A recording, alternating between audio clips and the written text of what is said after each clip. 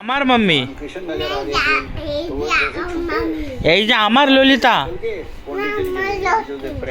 না ওই যে আমার ললিতা এই যে তুমি নিয়ে আইলে আমি নিয়ে এলাম বিয়ে করে তুমি নিয়ে এলে আমার ললিতা আমার ললিতা এই যে আমি নিয়ে এলাম সরো সরো সরো না তুমি আমার ললিতা দেখতে সরো আমার ললিতা দেখতে সরো না আমার ললিতা ওই যে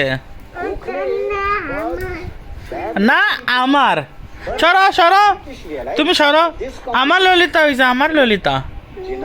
না না না সরো আমি নিয়ে এলাম না না আসো আসো আসো আসো আমাদের আসো